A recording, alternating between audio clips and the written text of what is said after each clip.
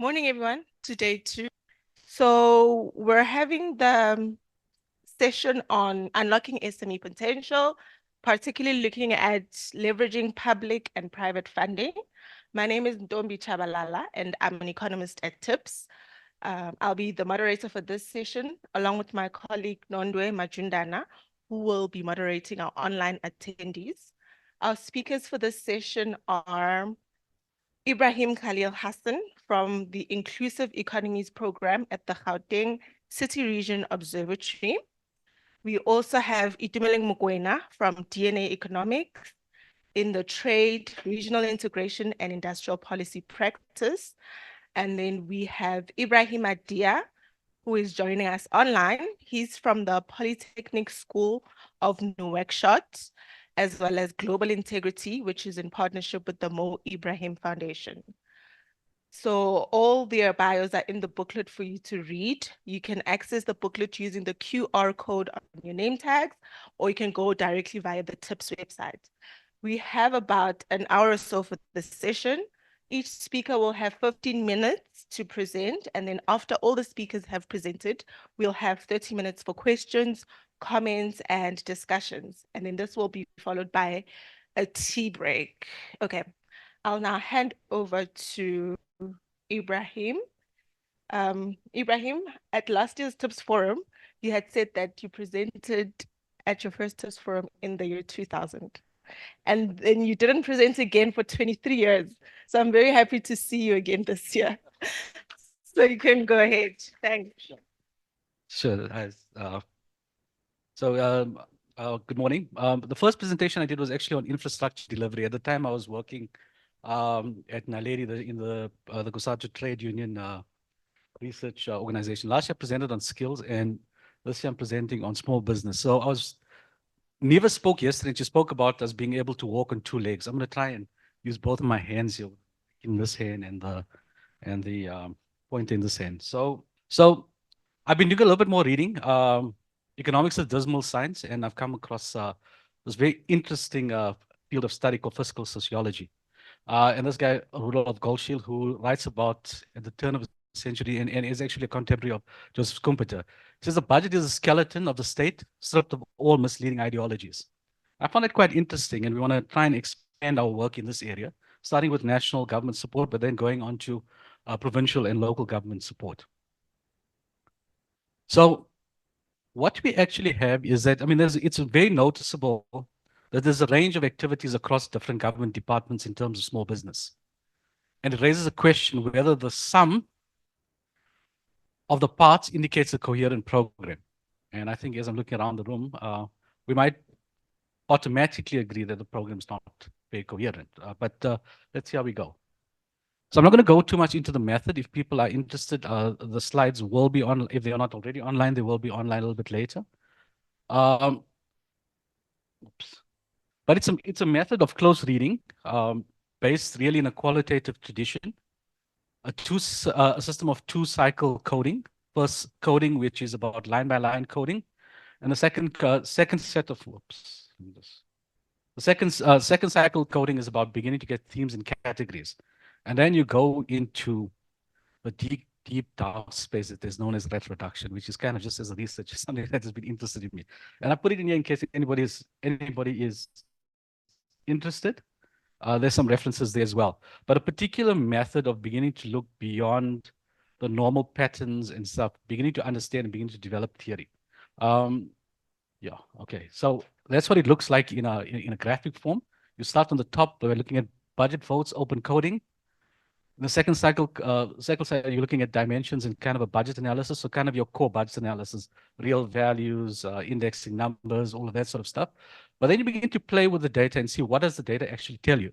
And in the method that I use, I mean, we do something called configurational analysis, which is basically beginning to understand the underlying approaches being taken in terms of policy.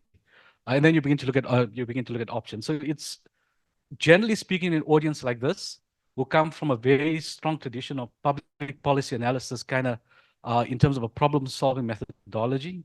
People sometimes get this and excited, and sometimes people think you're talking absolute nonsense. But listen with an open mind over the next few slides. Right, so I'm just going to focus on three key findings. There's a lot that we could be speaking about. So the first thing is that the assumptions on small business and employment are generally unrealistic. And the first point of call, which is referenced yesterday as well as in terms of the National Development Plan, is that 90% of all new jobs in South Africa would be generated by the small business sector. Right, so let's kind of test that. And this is sorry. So this extremely intimidating looking table basically looks at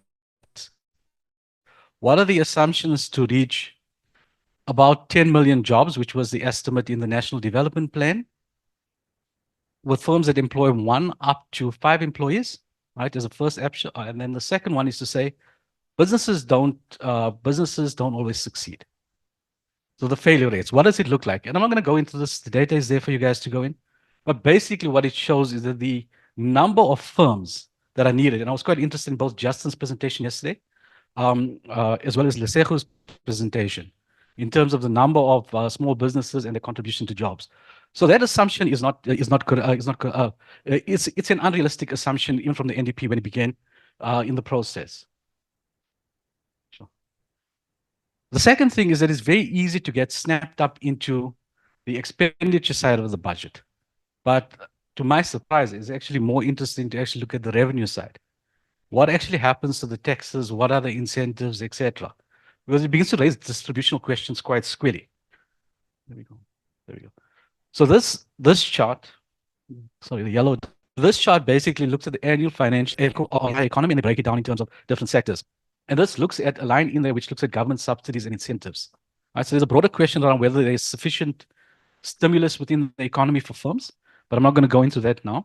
What I do want to point out is that in aggregate, 72% of all subsidies and incentives go towards large firms. There's some differentiation. You can see in the construction sector, we seem to be a bit better. Manufacturing is an interesting one, given that I think most of it is actually going into the automotive sector. This begins to raise a distributional question around how we use taxes, as opposed to running around doing different sorts of programs, etc. Is there a possibility, a policy option, which cuts across the economy that allows us to get businesses, more businesses going? Okay, the third one, it's a bit cut off at the bottom, but I'll read it. There's lots of programs, right? They're usually small and they're not scalable. So if you now we're beginning to look, not at the revenue side, we're beginning to look at the expenditure side and begin to look at each of the government budget votes. And if we're more interested, we need to look at the annual performance plans, etc. And so it's very interesting. If you kind of look through the data and you kind of look for any indications of small businesses, there's 26 departments that actually have some sort of mandate or responsibility for small businesses. The one I often get asked about, what has the police got to do with small businesses? There's a regulatory body that covers the private security industry, and it's a regulated, and they have a program to try and get more people into the private security business. So if you go through each one of these, it's actually, there's a lot of stuff going on. If there's any questions. In terms of no data, there's 14 departments. I have a question around human settlements, given the program around social housing, and I'm busy trying to clarify that in there. But there's a lot of activity going on in government. Everybody trying to support small businesses, and lots of energy and effort. And I mean, I've run a complex administrative programs, so I fully understand what government bureaucrats go through in terms of getting these programs running. Right. So, okay. So this is one way to represent the types of programs, and it basically looks at the entrepreneur, which is the icon over there. Oh, you guys can. And then it basically says what are the assumptions towards business success. So if you look at an atomistic sort of approach, the National Youth Development Agency is an example of this. They argue, at least I think they argue, that by giving some credit and some training, youth businesses will flourish. In other words, the only sort of barrier is the availability of credit and some training. The reality is that most youth entrepreneurs function in markets which we would describe as thin markets. As you go further down, the relational one would be particularly sort of interesting for this audience because it's really the sector sort of study approach, which says that basically we need to begin to deal with regulatory changes, but we also need to have some sort of incentives within the sector, right? So I'm not going to speak about the sector plans, the master plans, etc. here, but so there's a range of assumptions within these government sort of programs. What is missing though is the last one, which is a more sort of holistic sort of approach, um, which basically begins to deal with questions of distribution. And in a sense, it accepts the spatial reality that we have a high concentration of poverty in previous areas that are traditionally called homeland areas, or I forget what they were called, homeland areas, and it's an area that we need to begin to deal with. So if you want to make a serious dent in terms of poverty and unemployment, that's the areas, spatially, in terms of where you need to look at it. And it's not a controversial point anymore. So last year, the Harvard Growth Lab, Ricardo Hausman, basically said this. Been saying this for like the last while, but at least it's now entered into kind of the mainstream of policy discussion. In the next slide, basically what I look at is I look at what are these programs telling us? And probably the most important thing that they're telling us is that there's no clear distinction in the government programs between what I call opportunity-based businesses and necessity-driven businesses. So these are definitions that I use in the Global Entrepreneurship Monitor. Thank you so much. Opportunity-based businesses basically grow the economy and create employment. Necessity-driven businesses are what people do to survive. And we often conflate this. So if you look at the agricultural program, and lots of money going to it, a great program in terms of intermediation, in terms of agri parks.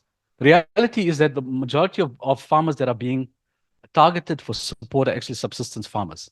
And that's not nothing. I mean, it's a starting point. The question is that how do we support transitions from subsistence types of farming in these areas into more commercially viable entities. In terms of opportunity-based entrepreneurship, there's some very interesting stuff going on. For instance, Department of Home Affairs has a new regime visa, for instance, for digital nomads. There's a fairly big program also in Department of Communications, looking at training small businesses in terms of the use of ICT. So yeah, the one point I do want to focus on is in terms of this. This is so there's inefficient overlaps, right? We want to speak about ecosystem and getting things going. I mean, I ran a consultancy business, a small business for 17 years. Navigating government is an extremely difficult process. So the split between financial and non-financial support is an important thing that we need to get right and get done quickly. So, and it's not just about like having like people want to say like a one-stop shop. You know, to be honest, for government, it's just about getting out of the way. In a lot of cases. The second thing which is interesting in the data is that regulators are engaged in training and trying to restructure agencies. So I mentioned the private security, but also in terms of construction, in terms of new media, and I think that is something that we need to look at. It's not like a major issue, but I don't think we want regulators actually training entrepreneurs. They need to be functioning at a different sort of level. And I mean, as we've seen in terms of the data, there's a lack of relationship between the SMME initiatives. The one thing, and this is not just for the policy geeks, but like the implementability of some of these programs is quite interesting. If we make an assumption that a program should have a policy support, it should have a key performance indicator and a budget as a minimum, right? But when you go into the budget data, actually finding programs that have all three is actually quite difficult, which raises, I think, for me, significant questions in terms of how small businesses are integrated within the line items. So a good example would be in the Department of Education around the ECD programs, early childhood development programs. There's great attention spent in terms of the impacts on kids, and that's obviously why we want to do this here. But it's also a significant business opportunity, particularly for women, right? And there's a whole, like a very interesting history here around how we've managed to actually get the the qualification systems in place. So technically speaking, you could go into a CETA, do the training, and you'd be trained as an ECD practitioner. And if you have a bit of support, you should be able to get a business going, right? And you'll be doing something good for yourself, obviously, but you're also doing something really good for the nation in terms of preparing kids for school. Okay, so I'm running out of time. Okay, so maybe a bit of political theory. How do we describe this here? Um, I describe it as what we call a reluctant tactical state. So after neoliberalism, I don't think we can still speak about gear and its impact on whatever, but that's a story for another day. We pass that sort of the stuff here. What does the state do after this neoliberal sort of the stuff? Uh, in my view, it's running around helter skelter in terms of small businesses. I think certainly in terms of youth development, I've been very impressed with youth unemployment. Much more structured, much more determined sort of approach. Um, whereas here in terms of small business, I think we're not yet there. Okay, so in terms of a broad, well, okay, there we go. In terms of a broad policy stance, I've given you guys a link to something old that I've written, which is on the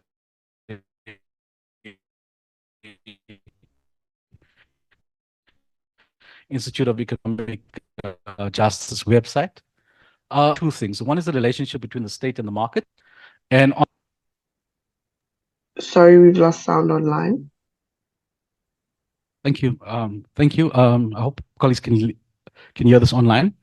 And so there's a set of proposals that we can begin to look at that are both government facilitated and across the economy. I think those are big. Those are items which we need to consider for one reason, is that given the capacity of government to actually pull all of these small programs together in a coherent way,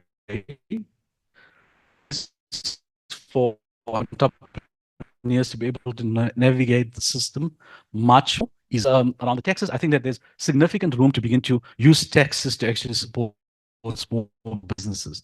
A few years back, even the EFF was arguing for, and it's in their manifesto, strangely, arguing for a Sorry, we've lost you online again. be doing quite a bit of work at the GCRO. So it's also an invitation if anybody's interested in procurement, come and chat me over tea.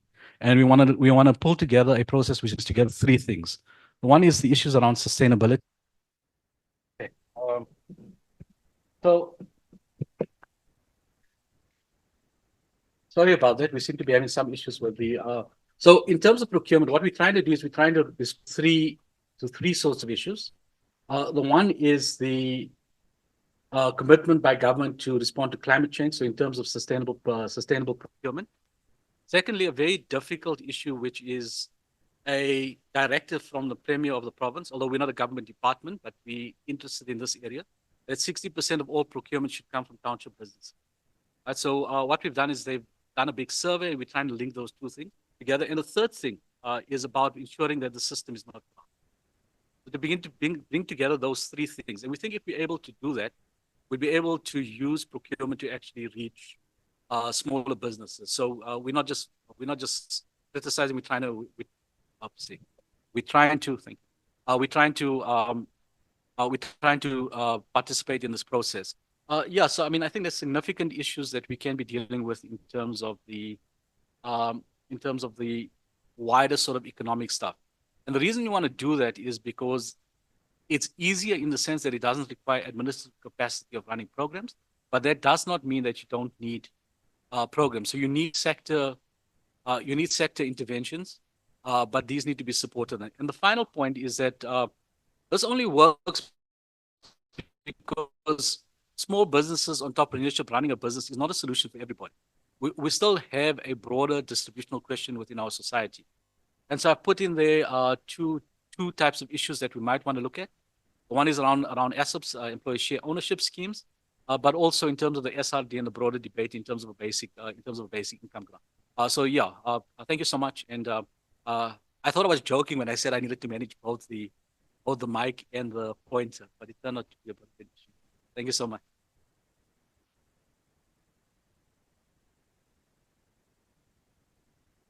Thank you very much, Ibrahim.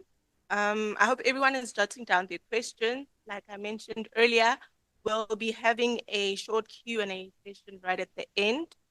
So next we'll be having Itumeleng Mokoena's presentation. Over to you, Itumeleng. Good morning, everyone. I hope you can all hear me. Apologies for the delay. My name is Itumeleng Mokoena from DNA Economics. And today I'll be taking you through a presentation that I did for my MPhil last year at the University of Johannesburg under the supervision of Professor Samantha Eshman. And it's titled The Impact of Financialization on the IDC, which is the Industrial Development Corporation in South Africa since 1994.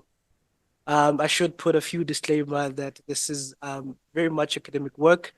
So it's a lot more on theory, a bit less on implication, even a bit more less on policy recommendation. But it does provide a very useful insights on the broader finance landscape, particularly calling development bank. Next slide. Thank you. So the way that this presentation is structured is that firstly, I'll take you through a problem statement, which also serves as an introduction.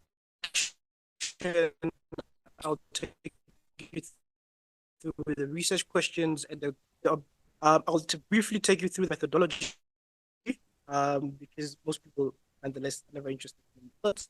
And then I'll take you through the analytical framework, which I use to analyze and frame some of the findings, and take you through the findings and tie it up with implications for South Africa as well as.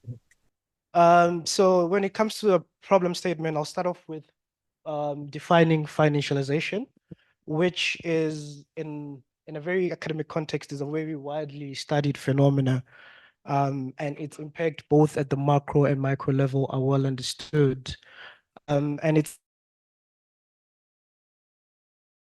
generally defined in general financial actors, markets, as well as institutions in the operations of internet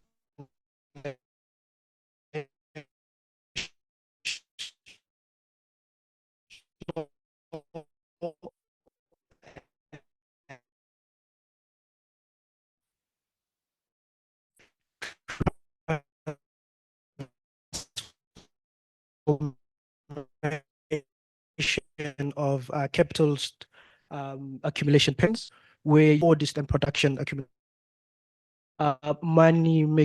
Money accrues more money without being necessarily deployed into production activities, but rather into financial markets and some very speculative activities. And it has been shown that this leads to greater social instability, inequality. And you can even see this in the context of South Africa, whereby I think in terms of sectorial composition, the financial market is one of our biggest sectors compared to some of the real sector economy, which have declined since 1994. And in our own developing context, we know a lot more about the impact of financialization in almost every sphere of the economy. I don't know if Siraj is in the room, but Siraj and Professor Ashman have done quite extensive work in understanding what the level of what the impact of financialization is on at the macro level, looking at capital outflows, financial deregulation, particularly from early on and from the 1994 as we transition to democracy. We've also had some interesting case studies that have been done around non-financial corporations. So these will be non-financial firms that engage themselves in financial activities in order to make more profit, as opposed to necessarily deploying some of their investments into long-term productive investments. And then lastly, we've seen some work, but this is mainly done by some guys at SOAS around financialization of banks as well as households. Can you move on to the next slide? Yeah, as I've said, a lot more is known about financialization at almost every sphere of the economy. But we still don't have a very good understanding of what is the impact of financialization on state institutions themselves, particularly development banks, given that development banks themselves are very much financial actors, but they meant to play a role that is more of a developmental role. And that means addressing some of the market failures that are left by financial markets.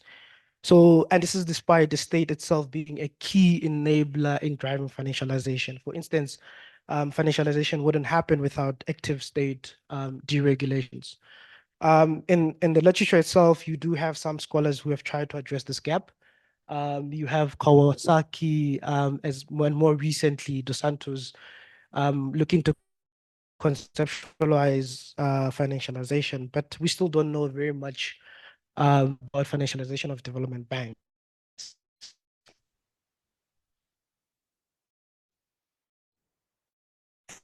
And this is a very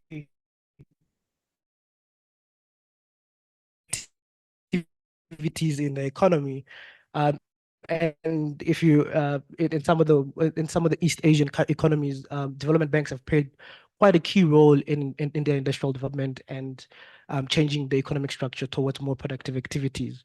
So we need to understand the impact of financialization in order for it development needs. So this is really the aim of research, is to fill this existing gap using the case of Industrial Development Corporation, which is our biggest development bank in the country. Can I move a slide? So the question that I was answering in the research is, to what extent has financialization impacted IDC's abilities to fulfill its mandate in supporting industrial development in South Africa since 1994? And I have two objectives here. One is to critically analyze the impact of financialization on IDC's mandate to deliver industrial development. The second one is much more academic as well, is to build a very solid theoretical foundation, as well as empirical evidence on the financialization of development banks. This was a very glaring gap in the literature when I did my study back then. And I just wanted to have a very solid theoretical foundations. I'm going to skip these sub-aims because I've already spoken to the main aims of the study. Then I will highlight briefly the methodology. It's a very much more descriptive quantitative approach using the case study method. The problem with financialization that it's very hard to understand it at a very abstract level. You always have to do a case study in order to understand more in depth what is happening and what potential implications might be.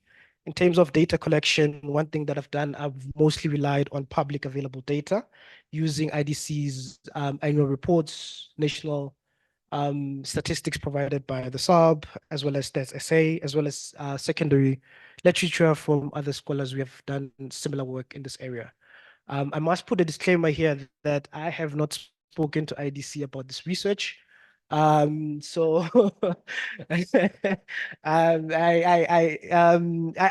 think about it, but this was a year project, not 2 years, and interviews always tend to drag for a bit of a long time. So if someone is from IDC in the room, I would very much like to speak to you after this, and we can engage a lot more further. Can we move on to the next slide? So given that there is no literature on financialization of development banks, I had to come up with a way of analyzing and framing the research. So I had to develop an analytical framework, very much narrative and descriptivization, but I've adopted a little bit in order to suit the context. And the leading question that I asked, it's a very analytical question, is to say, how would a financialized development bank look like? And the first one is, it's a development bank that will adopt financial maximization motives. A financialized development bank would be the one that goes against its primary mandate of funding projects that are risky and typically underfunded by your normal commercial banks and financial markets. So financial development banks in their very own nature are meant to address a market gap whereby they need to play in a space where they provide concessional finance to risky and typically underfunded projects, which in most cases have a greater social development outcomes. So instead of playing in that area, what a financialized development bank would do is that it would play on the other end of the spectrum. It would start seeking projects with limited risk and high returns. And this is to maximize their own financial motives. And a key indicator that I have used here is to look at the fund and investment strategy of the IDC and analyze the extent to which IDC provides patient capital. The second aspect of a financialized development bank is one that embraces and accepts finance-led accumulation regime.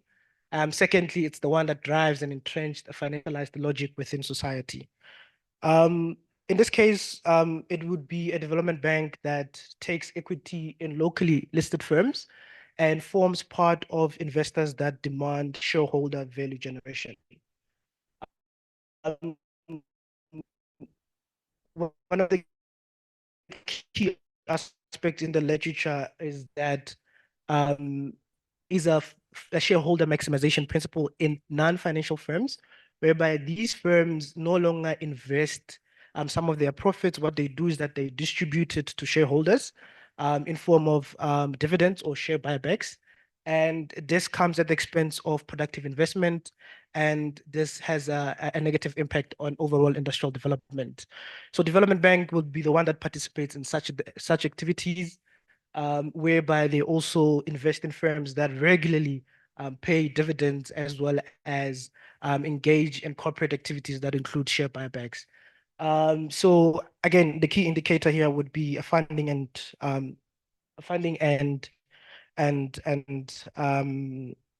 investment strategy. And then finally, a financialized development bank would be one that creates a new financial instruments that entrenches financialized logic in society. This means active financial engineering.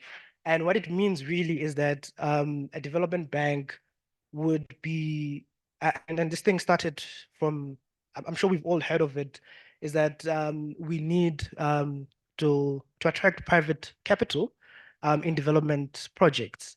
And this started around 2015, and it's a very it's a very familiar term these days.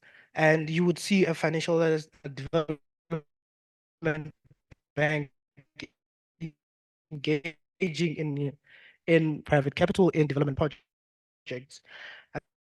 Professor Mazzucato, if I'm not mistaken, calls that socializing the risk and privatizing the returns. Some of the development, and then the profits go to private capital.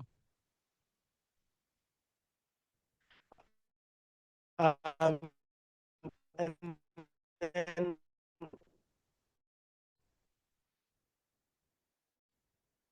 just to come on to the case of IDC, I thought I should put this up. How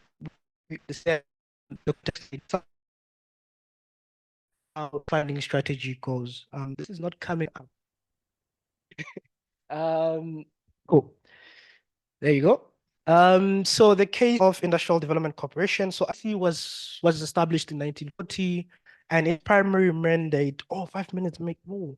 Its primary mandate is to provide industrial.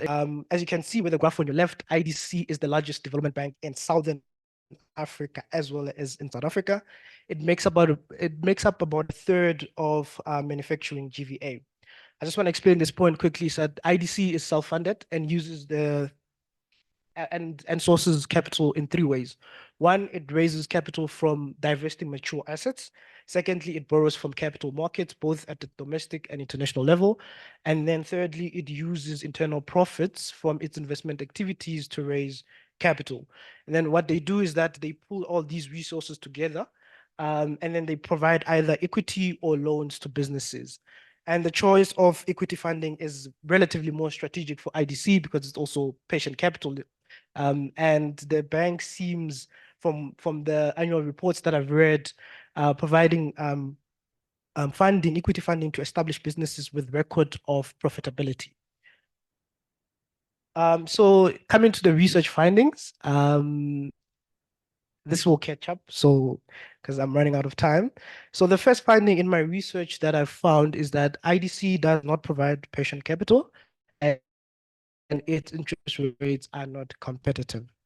Most loans that are offered by IDC have a maturity of less than 5 years. You can see this with the graph on your left. Particularly, this becomes more pronounced from the early 2000s or so. And the reason for this is probably because of IDC's funding model, where in most cases, IDC's loans, IDC uses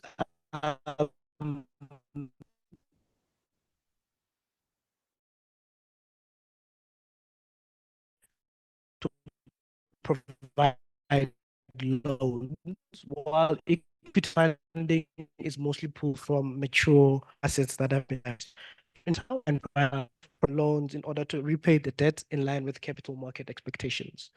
Although I couldn't get the actual figures, but I have cited some of my colleagues who have done extensive research on this, and one of the key finding is that IDC does not provide competitive interest rates. And this has been also discussed in some of the portfolio committees in Parliament. I was able to get some of the transcripts then. We have, IDC does have on scheme, or it's called, or it's on balance schemes where they do provide some low interest and longer repayment periods. These are typically ring-fenced schemes that and very targeted initiatives, but these are very small and their developmental impact is very minimal. I have two more findings and I'm gonna go. And then the last thing is that the data suggests that IDC entrenches financialization to a certain degree in the economy through the shareholder maximization principle. When you look at IDC's funding strategy, you will see that IDC takes equity in mostly established firms, mostly listed in the JSE. And you can see with the table on your left that the shareholding of IDC in Sasol, Kumba, ArcelorMittal, and so on. And all these companies contribute significantly to IDC's income. In 2023 alone, the top dividend contributors were BHP, Kumba, as well as Sasol, and they made up about 22% of IDC's total income. And what tends to happen is that you see that dividends themselves become a very important part of IDC's total revenue. And this comes at IDC being sitting and becoming a part of shareholder that demands or that expects shareholder value generation in some of the companies that have some of the companies that it has invested in. So some scholars there's a very great case studies that have done the case of Sasol. And some of the case studies have been done by Professor Andrioni and his colleagues. In terms of unlisted equities, IDCs also takes equity in firms that are well established, capital intensive, and mostly in the upstream sector. And then the third finding, which is the final finding, is that in terms of financial engineering, IDC has mainly came up with schemes that are related to transition to low carbon economy. This finding does not have a very significant impact, so I'm just going to move over it. But in case you want to understand what IDC has been doing into the transition to low carbon economy, these are some of the investments and some of the prominent partners that it has partnered with in order to deliver some of its projects. So what does this mean for South Africa's industrial development? So IDC's inability to provide patient capital has quite a significant implication for South Africa's industrial landscape. It means that the structure will likely remain unchanged and untransformed without low interest rates, capital, as well as patient capital. The barriers of entry to most sectors will remain in place. And what you tend to see, and if IDC does not invest, if you look at IDC sectorial funding composition, you can see that it's in mining, electricity, and machinery and metals, and these are very capital intensive sectors that have low labor absorptive capacity. And given that, if you look at the gross fixed investment itself, you start seeing that most of the investment is in the tertiary sector, and the overall investment is in the tertiary sector, and there's very, very little investment, or rather relatively little investment, that is going on to the real sectors of economy. That includes the mining, as well as the manufacturing, more importantly.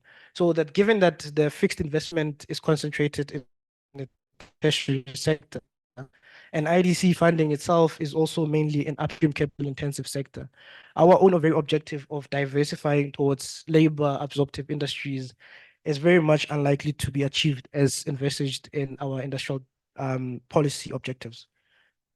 This is the very much last slide. Here, I just summarize everything that I've done, that I've spoken about. And the recommendation that I gave was that we perhaps need to review the self-funding model of IDC in order for IDC to fund much more of labor absorptive and more importantly, small businesses in South Africa. I'm going to end it here, and I'm happy to engage with the colleagues after. Thanks, Itumeleng. We actually did have someone from the IDC joining us yesterday, and you missed her. So it seems that our third presenter is unable to join us, but we'll move to the question and answer session. But just to wrap up, I think what we can gather from both our presentations this morning, firstly, our presenters have emphasized the need for small business reform in South Africa. And also, they've emphasized the importance of aligning financial activities with broader development goals, which is, of course, important in our context. So once again, thank you both very much for your presentations.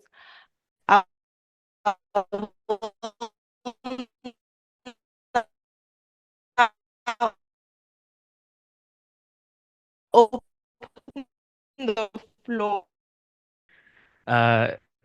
Yes, so my name is Llewellyn. I'm coming from a company which I own called the Genie Group. I wasn't going to say anything until we started talking about the IDC. So I hope there's nobody here from the IDC, but I needed to tell a story because it's very important that this is told, because I feel like there's smart people here that would take what I have to say today and use it for whatever you guys have to use it for. So I have basically run a couple of companies the last couple of years, and I just want to make this comment. And my story is that a couple of years ago, I created a product, right? And I created this product for hangovers. It was weird, right?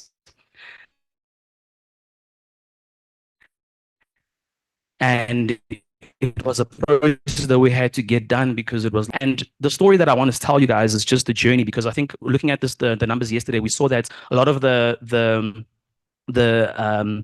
businesses that are being started are in retail and they're in trade, right? And that's not by accident, because as Africans, we like things that are physical. We wanna meet each other. We want to trade. That's who we are as a culture, right? So those numbers are not surprising to me. But what was very interesting to me was the fact that out of all the credit that's happening over there, most of the credit and loans go to the corporations as well as the consumers, and to businesses it doesn't go. So there's a funding gap or disparity that happens in that scenario. So for me, years ago, I had this brilliant idea. I mean, it makes sense. People are drinking. People are going to have hangovers. So I mean, it's a no-brainer.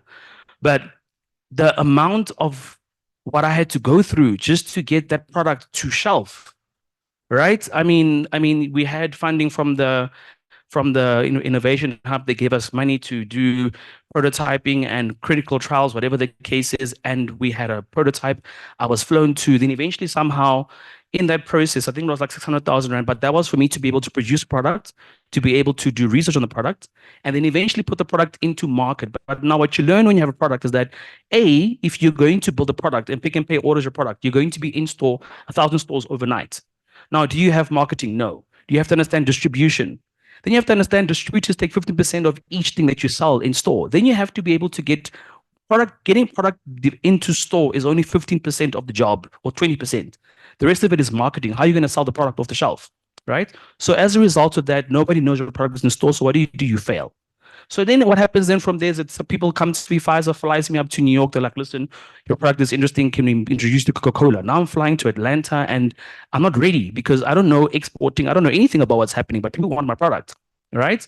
And so in that scenario, then you learn about people selling exhibitions, whatever. You can go to overseas and show your products to exhibitors, but they give you this random space with a banner, right? And it's like, what are you supposed to do? So in that process, years goes on, I've learned every single thing. I'm at the IDC, I think I spent a year trying to raise funding, a year.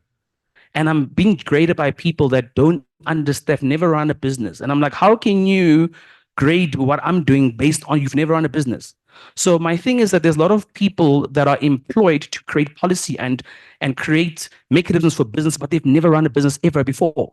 So now we have all these people that are keep creating more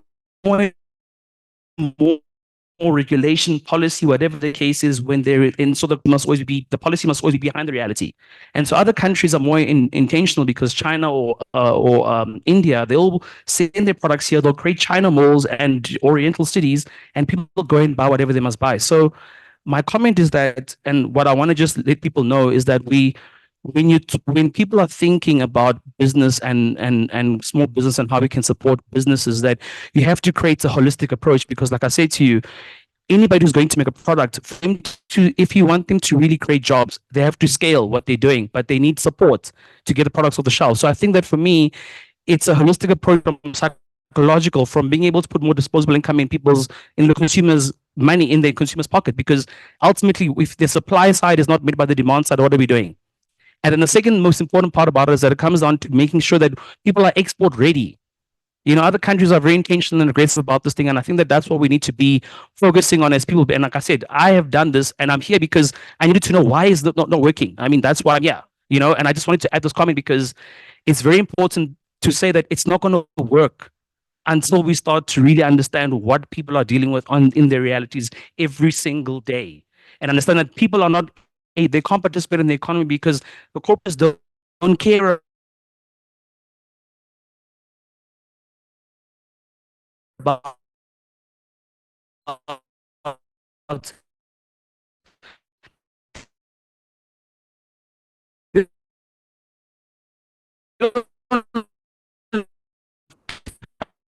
me in my studio.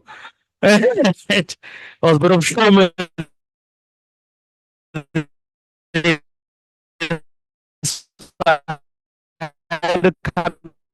Say that, but I like the comments. I like where we go. Engage. I'm really, man, it was. Good morning. My name is Dr. Mamnoto Tlavela. I'm from Solar PV 4.0. I hope I'm audible enough. I'm also touched in my studio, by the issue of regulation. Ibrahim mentioned issue of regulatory changes. For SMEs to strive or to sustain themselves, we need to relax some of the regulations. Some countries are already doing it, and I'm going to give notices of what actually should I use SMEs or SMEs can strive or sustain themselves. I'm looking at the issue of manufacturing. I'm giving an example. We wanted to do manufacturing of solar PV modules, the panels that you see when you drive on the road or you see them on the house. And then when we do our feasibility studies, we found that in South Africa, because of the loss of the labor laws, the manufacturing of a solar module will cost you about 8 rand per kilowatt peak. While in the East, compete with the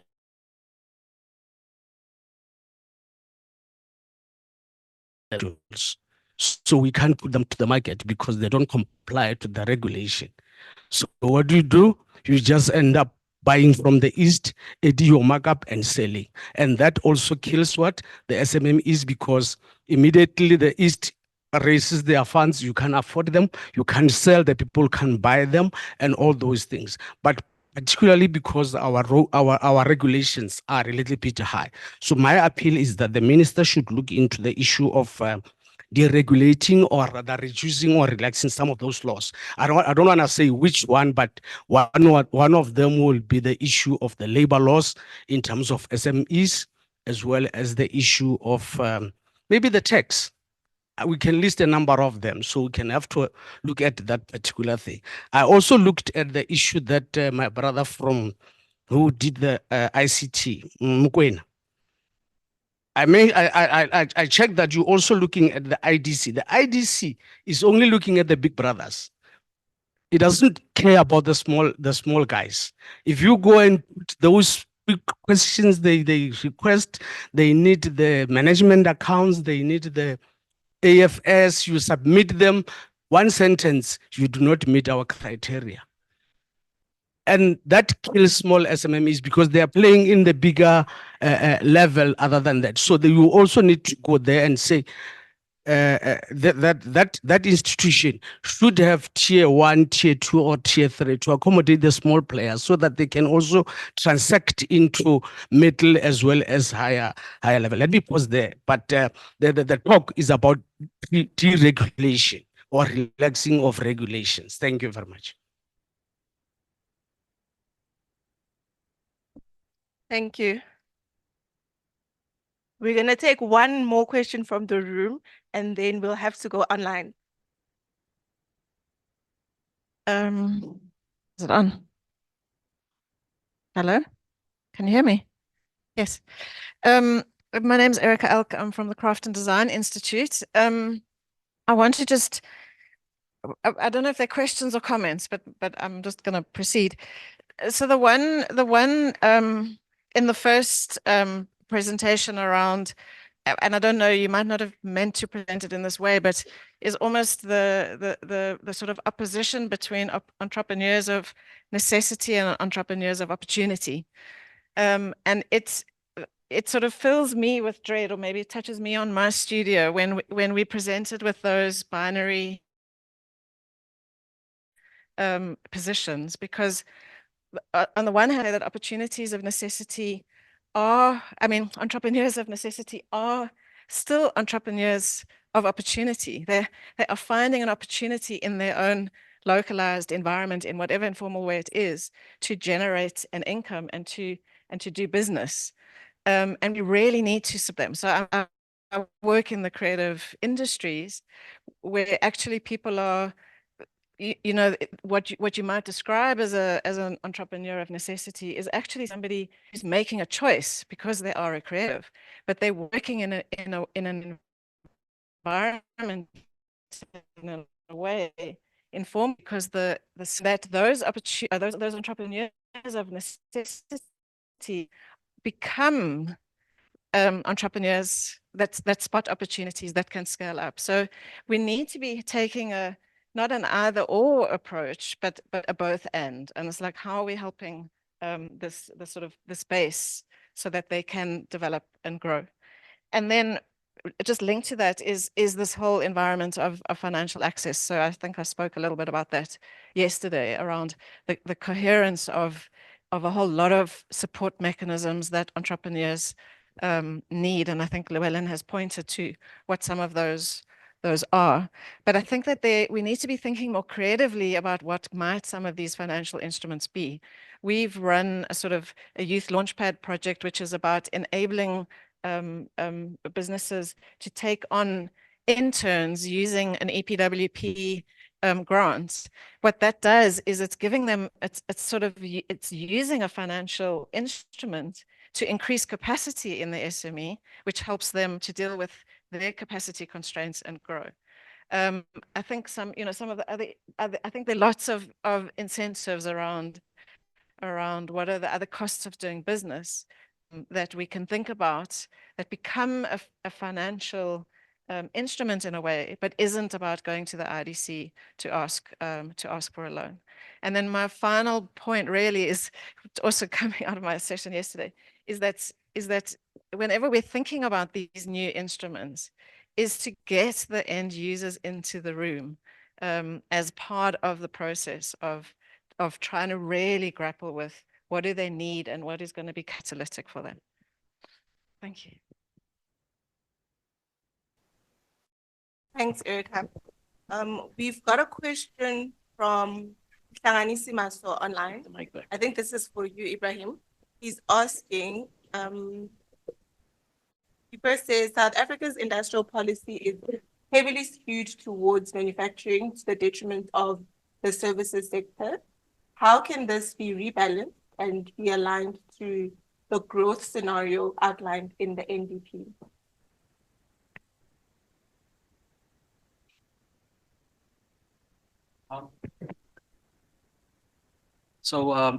In the IDC discussion, so I think the IDC one is quite an interesting one. They put an advert, the IDC put an advert on LinkedIn saying that they supported Omar Rask, the things you eat in the morning, years and years ago. And I followed that discussion for like 3 days. Because Llewellyn, although you're sitting at the back and you were developing a hangover product, you made some good points, man. Because exactly what Llewellyn was saying, it's about entrepreneurs who are opportunity-based entrepreneurs. In other words, are going to bring a product to the market and are going to create employment, right? That are not there. So there's this thing which people calling take-up orders.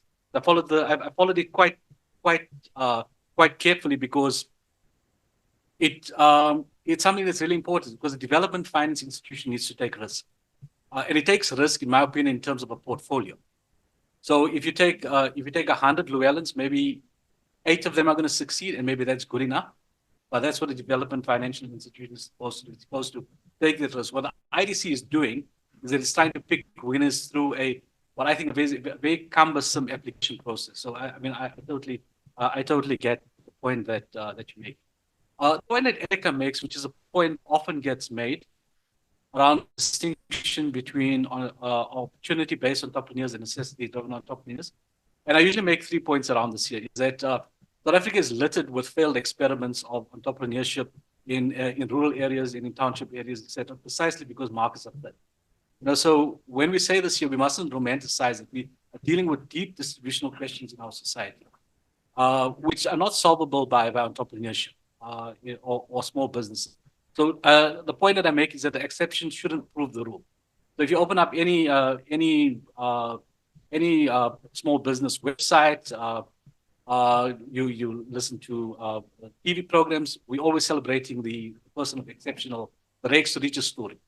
But that's the one person that's succeeded, whereas the 99 haven't succeeded. And what do we say as a society we'd be able to do for those 99 people? And that's precisely why I put in the question around the SRD in terms of necessity-driven entrepreneurs, because that is a way of actually beginning to get them the income support that they need to actually take the next step. So we have data now; it shows us. So if you have a grant, you're actually able to search for work. You're able to assist your kids to do that, or you may be able to start even a smaller business, small amount of capital. So that's the points that I want to make.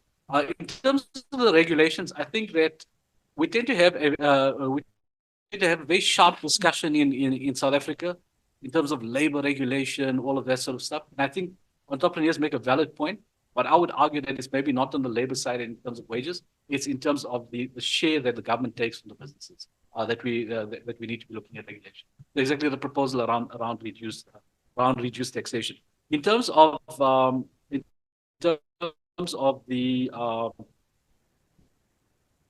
manufacturing and the shift away from manufacturing towards services. So this is something that we're thinking of in terms of our work in the Gauteng province, because in the province, there's a very strong focus on manufacturing. Is that the right focus? To come to the issues of the creative sectors, we're busy doing some work in the creative industry as well to understand this. And it's a very interesting concept. It's called 0 hours workers. You're basically out there hustling, and we need to be doing better around that. I want to just make one last point. Right? Sure. I just want to make one last point. Then this is this issue around when we focus around the IDC and development finance institutions. We must remember that we tried something quite interesting a few years back, which was to provide a way for the private sector to actually invest in exactly these high growth opportunity-based businesses. And we did away with it, which was the tax incentive in terms of the Section 12J. It was the most outstanding story. Governments never ever close any programs. But for some reason, they closed the one program that actually provided, it was an easy way to make money if the businesses were making money, but they closed this thing down. And I was just astounded. I mean, I remember listening to Tito Mboweni he was the Minister of Finance, and making the announcement and actually going back to read the text. Because I just could not understand why we had spent 10 years doing this here, and within about 5 or 6 years, we closed this down. So when you speak of development finance institution, let's not only look at the IDC, let's also look at how we can begin to incentivize the private sector. Thank you. Thanks, Ebrahim. Nondwe, do we have any questions online? Do you have any other questions?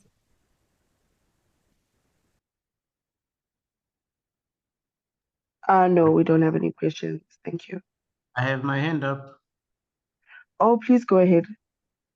Apologies. Should I proceed, Chair? Yes, please do. No, thanks. Thanks. My question really, I did type the question in the chat earlier on, and it was really for the whole panel.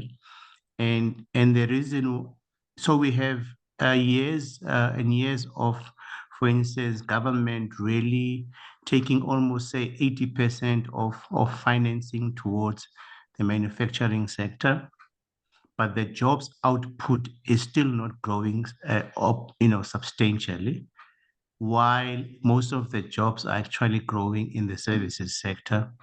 And then the other, people were saying, small business, start business in retail. Well, there are the services sector, the barriers to entry are lower. There's less capital incentive requirements, but again, they create the extensive jobs that we require. And so we have a situation where, yes, we understand that we need to show up manufacturing, but the bulk of our funding and financing is going to manufacturing, even with IDC and even with CIFA and other entities like NEF. But the return on investment from a jobs point is still extremely low, and the jobs are coming from services. And it is not, it is my point is that it's not about IDC. This is about a industrial policy decision, which then tells IDC these are the sectors you'll focus on. How the NDP says, but we need to begin to balance that equation, look at services, and as much as we still focus on mining and also manufacturing, but grow that. Countries like the UK already would have a sense of like almost 50% of investment in both the secondary and tertiary sectors. Does the panel not think that this is one of the reasons why we are not going towards the 2030 target? Because even with those scenarios, we still haven't changed our trajectory. We're still putting most of our funding in that one basket of mining and manufacturing, while other countries are growing their services. Thanks. Let me pause there. And for me, that's a broader question, because then it will then direct, if the policy from being set by national government changes, it will then direct IDC and the CFAs to relook the balance in terms of the funding approach that they have. Thanks. Thanks, Klanisi. All right. I think we can close it there. I know there's more questions. Please grab Itumeleng and Ebrahim at tea and lunch and ask them all the questions you need to ask. Otherwise, we'll be here until 3 p.m. Thank you all for a wonderful session, and join us after tea for more presentations. There's going to be presentations in Jacaranda 1, 2 and 3. Yeah, that's the end. Thank you very much.